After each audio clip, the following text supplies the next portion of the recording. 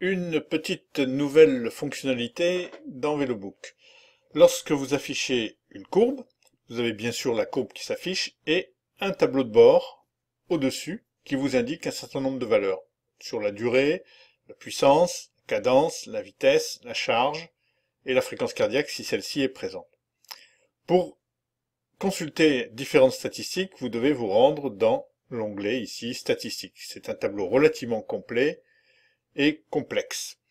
Par contre, si vous voulez aller un petit peu plus rapidement, eh bien, nous avons mis en place des bulles, des petites bulles, qui lorsque vous allez survoler les différentes valeurs qui sont sur le tableau de bord, par exemple ici la puissance moyenne, eh bien, il y a un rappel de l'ensemble des puissances calculées par VeloBook.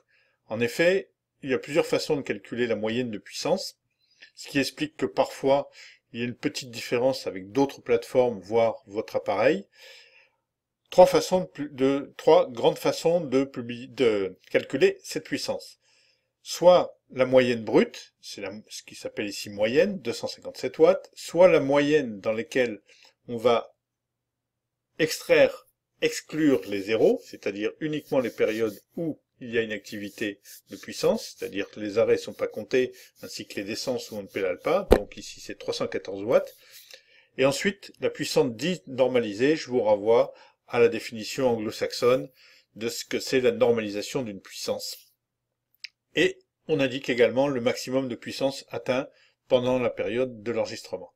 La même chose ici, il s'agit encore de puissance, donc on a les mêmes valeurs. Ici, la puissance ramenée par kilo, donc on a aussi les trois types de valeurs, la moyenne brute, 3,67, la moyenne sans les zéros, 4,49, la moyenne normalisée, 4,47, et le maximum atteint, là la valeur paraît un petit peu élevée. Ensuite, vous avez la cadence, même chose pour la cadence, moyenne 66, moyenne sans les zéros 81 et maximum atteint 128. Même chose pour la vitesse, deux types de moyenne.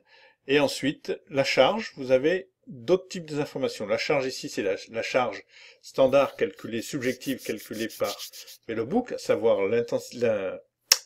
l'indice de charge de difficulté, l'indice de difficulté multiplié par la durée en minutes, le TSS, définition des anglo-saxons, Training Score System, et le travail exprimé en kilojoules.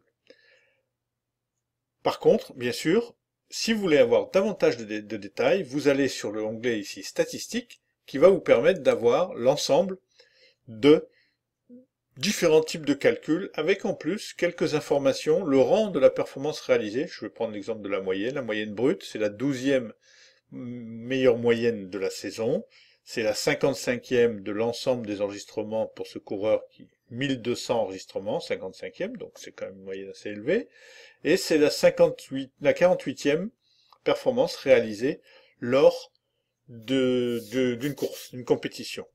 Ensuite, vous avez ici un pourcentage qui représente le pourcentage du record enregistré dans le système. 80%, 80% également ici, c'est le pourcentage de record de la saison, et 80% c'est le record de l'ensemble des valeurs enregistrées dans le système. Donc ce tableau est très complet et permet d'aller consulter toute une série d'informations un petit peu plus détaillées.